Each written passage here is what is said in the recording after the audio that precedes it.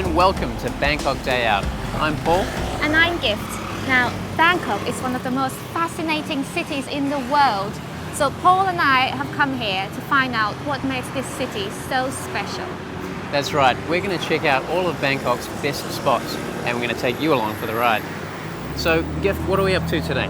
Well, today we're going to the Dusit area and we're going to see one of the most beautiful structures in Bangkok, watben, or you may have heard of it as Marble Temple. Ah, the Marble Temple. I have heard of that. Now, if I'm not mistaken, that's in north central Bangkok and you need to get a taxi there? That's right. Cool. Should we grab one then? Yeah, let's do it. All right. Meter taxis in Bangkok are great value. They start at 35 baht, and a 10-minute journey like ours from Makawan Rangsan Bridge will only cost 80 baht. And you certainly don't have to worry about getting the most out of your cab fare. There are loads of places to see in the Dusit area. For example, the Viman Mek Mansion or the Ananta Samakom Throne Hall, both beautiful buildings and only a few hundred meters from Wat Benjamapapit. But we've set our sights on this, the Marble Temple. Ah, well, there it is, and it's quite a sight, isn't it? Yeah. We've been in Bangkok a few days now, and this is not the first temple we've seen, but I think it probably is the most striking. Now, I know what you're thinking. You're thinking, I've seen this before. Yeah. It's strangely familiar, right? Well, you're right, because that exact facade is what you will see printed on the front of the Thai 5 baht coin. So that's what it is. Exactly. I'm just full of useful and interesting information, aren't I? Very useful. Thank you, Paul. Now let's go inside. All right. The temple is open every day from 6 a.m. to 7 p.m. The ordination hall of Wat Benjamapapit is one of the most beautiful examples of traditional Thai architecture with its multi-tiered roof and ornate chawfa. Oh yes, Paul and I have been studying our guidebooks well, so be prepared for a little history lesson. Only 20 baht, quite reasonable.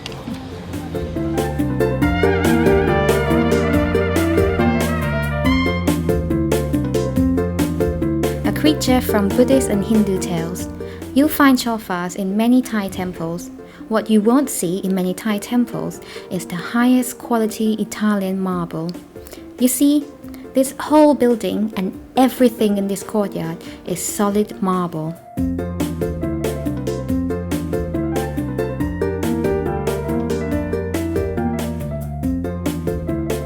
And you might have noticed these ferocious looking lions, or sing as the Thais call them.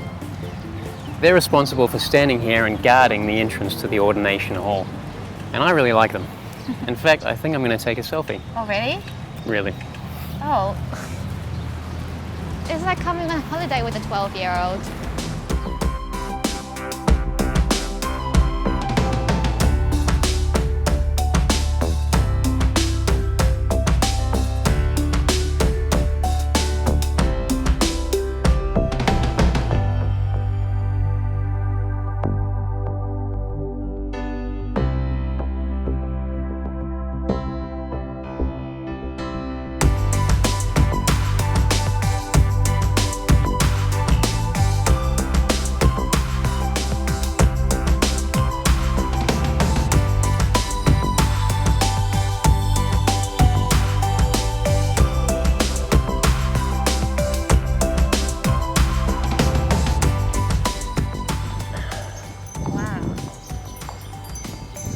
Yeah, there really are a lot of Buddhas in here.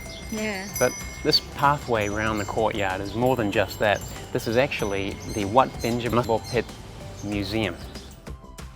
The cloister behind the main hall displays 52 Buddha images of varying postures.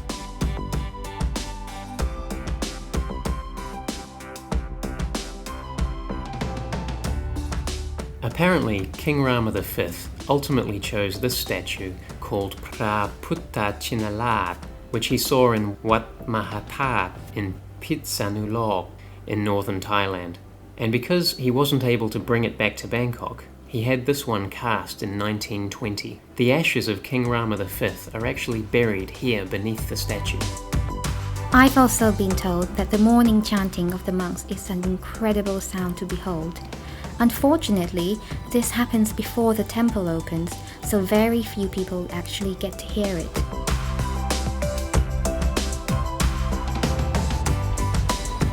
Now, like most Buddhist temples in Bangkok, this temple has resident monks. They live here, they study here, and they're responsible for looking after the temple.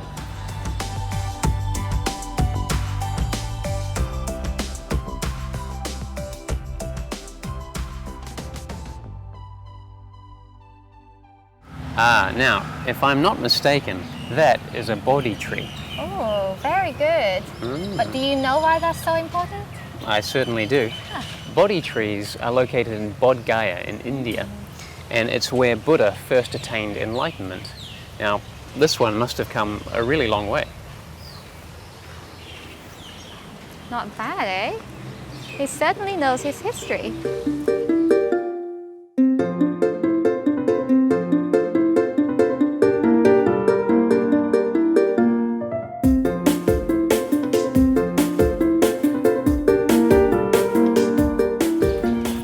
Now, this building used to be in another temple in the Grand Palace. Really? Yep. King Rama V ordained as a monk in this building back in the Grand Palace in 1873. And he was so fond of it that when he built this temple later, he had it dismantled, brought here, and reassembled in exactly the same way.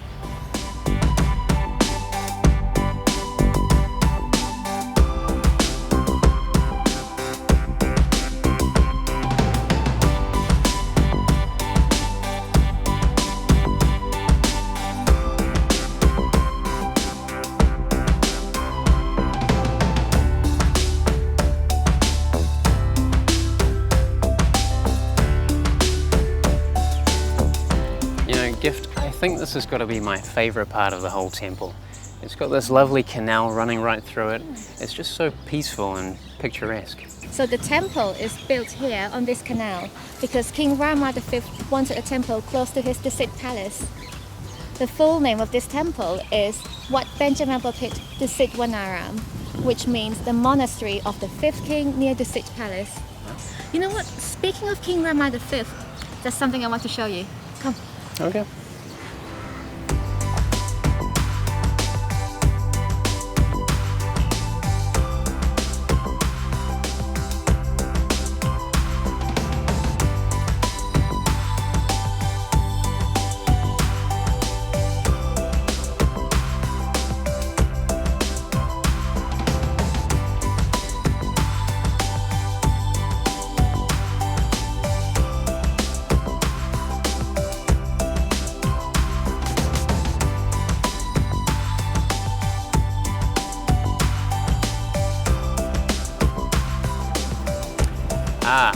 So this is King Rama V, the one they call the Great Beloved King, and the king that's responsible for that beautiful temple that we've just been walking around.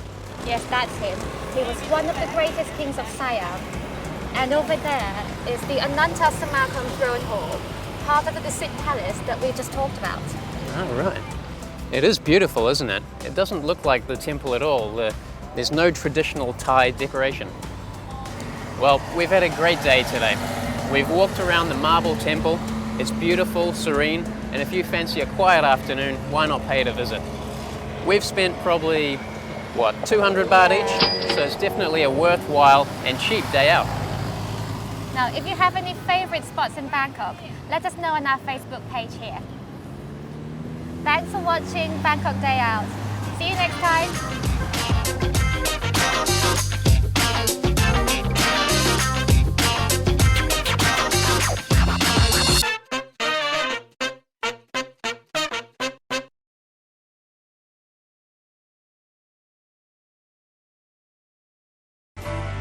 รักกรุงเทพร่วมสร้างกรุงเทพกับหม่อมราชวงศ์สุขุมพันธ์บริพัตร